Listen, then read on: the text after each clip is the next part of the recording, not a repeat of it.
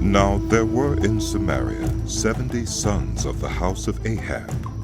So Jehu wrote letters and sent them to Samaria, to the officials of Jezreel, to the elders, and to the guardians of Ahab's children. He said, You have your master's sons with you, and you have chariots and horses, a fortified city and weapons. Now as soon as this letter reaches you, choose the best and most worthy of your master's sons, and set him on his father's throne. Then fight for your master's house. But they were terrified and said, If 2 kings could not resist him, how can we? So the palace administrator, the city governor, the elders, and the guardians sent this message to Jehu.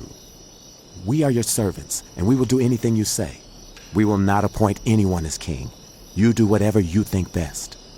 Then Jehu wrote them a second letter, saying, If you are on my side and will obey me, take the heads of your master's sons and come to me in Jezreel by this time tomorrow. Now the royal princes, 70 of them, were with the leading men of the city who were rearing them. When the letter arrived, they took the princes and slaughtered all 70 of them. They put their heads in baskets and sent them to Jehu in Jezreel. When the messenger arrived, he told Jehu, They have brought the heads of the princes. Then Jehu ordered, Put them in 2 piles at the entrance of the city gate until morning. The next morning Jehu went out. He stood before all the people and said, You are innocent. It was I who conspired against my master and killed him.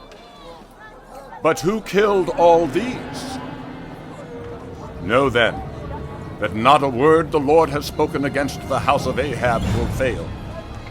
The Lord has done what he announced through his servant Elijah.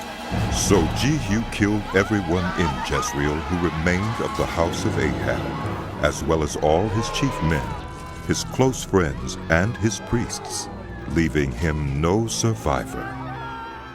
Jehu then set out and went toward Samaria. At Beth-eked of the shepherds, he met some relatives of Ahaziah, king of Judah, and asked, Who are you? They said, We are relatives of Ahaziah, and we have come down to greet the families of the king and of the queen mother. Take them alive, he ordered. So they took them alive and slaughtered them by the well of Beth-eked, 42 of them. He left no survivor. After he left there, he came upon Jehonadab, son of Rechab, who was on his way to meet him. Jehu greeted him and said, Are you in accord with me as I am with you? I am. Jehonadab answered. If so, give me your hand. So he did, and Jehu helped him up into the chariot. Jehu said, Come with me and see my zeal for the Lord. Then he had him ride along in his chariot. When Jehu came to Samaria, he killed all who were left there of Ahab's family. He destroyed them according to the word of the Lord spoken to Elijah. Then Jehu brought all the people together and said to them, Ahab served Baal a little. Jehu will serve him much. Now summon all the prophets of Baal, all his servants and all his priests. See that no one is missing, because I am going to hold a great sacrifice for Baal. Anyone who fails to come will no longer live. But Jehu was acting deceptively in order to destroy the servants of Baal. Jehu said, Call an assembly in honor of Baal. So they proclaimed it. Then he sent word throughout Israel, and all the servants of Baal came. Not one stayed away. They crowded into the temple of Baal until it was full from one end to the other. And Jehu said to the keeper of the wardrobe, Bring robes for all the servants of Baal. So he brought out robes for them. Then Jehu and Jehonadab, son of Rechab, went into the temple of Baal. Jehu said to the servants of Baal, Look around and see that no one who serves the Lord is here with you. Only servants of Baal. So they went in to make sacrifices and burnt offerings. Now Jehu had posted 80 men outside with this warning, If one of you lets any of the men I am placing in your hands escape, it will be your life for his life." As soon as Jehu had finished making the burnt offering, he ordered the guards and officers, "Go in and kill them. Let no one escape." So they cut them down with the sword. The guards and officers threw the bodies out and then entered the inner shrine of the temple of Baal. They brought the sacred stone out of the temple of Baal and burned it. They demolished the sacred stone of Baal and tore down the temple of Baal, and people have used it for a latrine to this day. So Jehu destroyed Baal worship in Israel. However, he did not turn away from the sins of Jeroboam, son of Nebat, which he had caused Israel to commit, the worship of the golden calves at Bethel and Dan. The Lord said to Jehu, "Because you have done well in accomplishing what is right in my eyes, and have done to the house of Ahab all I had in mind to do, your descendants will sit on the throne of Israel to the 4th generation." Yet Jehu was not careful to keep the law of the Lord, the God of Israel, with all his heart. He did not turn away from the sins of Jeroboam, which he had caused Israel to commit. In those days the Lord began to reduce the size of Israel. Hazael overpowered the Israelites throughout their territory east of the Jordan in all the land of Gilead, the region of Gad, Reuben, and Manasseh, from Aurora by the Arnon Gorge through Gilead to Bashan. As for the other events of Jehu's reign, all he did and all his achievements, are they not written in the book of the annals of the kings of Israel? Jehu rested with his ancestors and was buried in Samaria, and Jehoahaz, his son, succeeded him as king. The time that Jehu reigned over Israel in Samaria was 28 years. When Athaliah, the mother of Ahaziah, saw that her son was dead, she proceeded to destroy the whole royal family. But Jehosheba, the daughter of King Jehoram and sister of Ahaziah, took Joash, son of Ahaziah, and stole him away from among the royal princes, who were about to be murdered. She put him and his nurse in a bedroom to hide him from Athaliah, so he was not killed. He remained hidden with his nurse at the temple of the Lord for 6 years, while Athaliah ruled the land. In the 7th year, Jehoiada sent for the commanders of the units of 100, the Carites and the guards, and had them brought to him at the temple of the Lord. He made a covenant with them and put them under oath at the temple of the Lord. Then he showed them the king's son. He commanded them, saying, This is what you are to do, you who are in the 3 companies that are going on duty on the Sabbath. A third of you guarding the royal palace, a third at the Sur gate, and a third at the gate behind the guard, who take turns guarding the temple. And you who are in the other 2 companies that normally go off Sabbath duty are all to guard the temple for the king. Station yourselves around the king, each of you with weapon in hand. Anyone who approaches your ranks is to be put to death. Stay close to the king wherever he goes. The commanders of the units of 100 did just as Jehoiada the priest ordered. Each one took his men, those who were going on duty on the Sabbath, and those who were going off duty, and came to Jehoiada the priest. Then he gave the commanders the spears and shields that had belonged to King David, and that were in the temple of the Lord.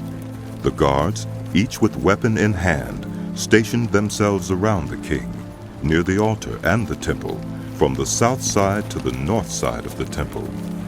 Jehoiada brought out the king's son and put the crown on him. He presented him with a copy of the covenant and proclaimed him king. They anointed him, and the people clapped their hands and shouted, "Long live the king!" When Athaliah heard the noise made by the guards and the people, she went to the people at the temple of the Lord. She looked, and there was the king standing by the pillar, as the custom was. The officers and the trumpeters were beside the king, and all the people of the land were rejoicing and blowing trumpets. Then Athaliah tore her robes and called out, "Treason! Treason!" Jehoiada the priest ordered the commanders of units of 100, who were in charge of the troops. Bring her out between the ranks, and put to the sword anyone who follows her. For the priest had said, She must not be put to death in the temple of the Lord. So they seized her as she reached the place where the horses enter the palace grounds, and there she was put to death. Jehoiada then made a covenant between the Lord and the king and people, that they would be the Lord's people. He also made a covenant between the king and the people. All the people of the land went to the temple of Baal and tore it down. They smashed the altars and idols to pieces and killed Mattan, the priest of Baal, in front of the altars. Then Jehoiada the priest posted guards at the temple of the Lord. He took with him the commanders of hundreds, the Carites, the guards, and all the people of the land, and together they brought the king down from the temple of the Lord and went into the palace, entering by way of the gate of the guards. The king then took his place on the royal throne. All the people of the land rejoiced, and the city was calm, because Athaliah had been slain with the sword at the palace. Joash was 7 years old when he began to reign. In the 7th year of Jehu, Joash became king, and he reigned in Jerusalem 40 years. His mother's name was Zibiah. She was from Beersheba. Joash did what was right in the eyes of the Lord all the years Jehoiada the priest instructed him. The high places, however, were not removed. The people continued to offer sacrifices and burn incense there. Joash said to the priests, "Collect all the money that is brought as sacred offerings to the temple of the Lord, the money collected in the census, the money received from personal vows, and the money brought voluntarily to the temple. Let every priest receive the money from one of the treasurers. Then use it to repair whatever damage is found in the temple." But by the 23rd year of King Joash, the priests still had not repaired the temple. Therefore King Joash summoned Jehoiada the priest and the other priests and asked them, "Why aren't you repairing the damage done to the temple? Take no more money from your treasurers, but hand it over for repairing the temple." The priests agreed that they would not collect any more money from the people, and that they would not repair the temple themselves. Jehoiada the priest took a chest and bored a hole in its lid. He placed it beside the altar on the right side as one enters the temple of the Lord. The priests who guarded the entrance put into the chest all the money that was brought to the temple of the Lord.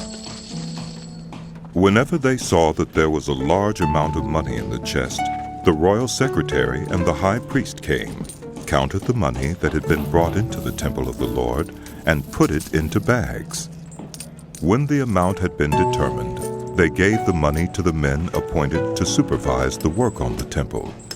With it, they paid those who worked on the temple of the Lord, the carpenters and builders, the masons and stone cutters. They purchased timber and blocks of dressed stone for the repair of the temple of the Lord, and met all the other expenses of restoring the temple.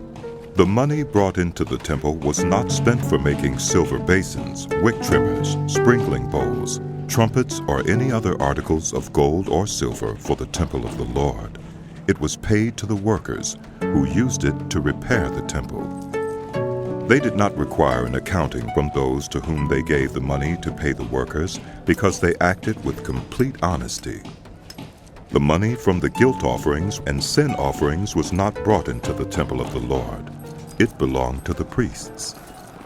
About this time Hazael, king of Aram, went up and attacked Gath and captured it. Then he turned to attack Jerusalem. But Joash, king of Judah, took all the sacred objects dedicated by his predecessors, Jehoshaphat, Jehoram, and Ahaziah, the kings of Judah, and the gifts he himself had dedicated, and all the gold found in the treasuries of the temple of the Lord, and of the royal palace, and he sent them to Hazael, king of Aram, who then withdrew from Jerusalem. As for the other events of the reign of Joash, and all he did, are they not written in the book of the annals of the kings of Judah? His officials conspired against him and assassinated him at Beth Millo, on the road down to Silla. The officials who murdered him were Jozabad, son of Shimeath, and Jehozabad, son of Shomer. He died and was buried with his ancestors in the city of David, and Amaziah his son succeeded him as king.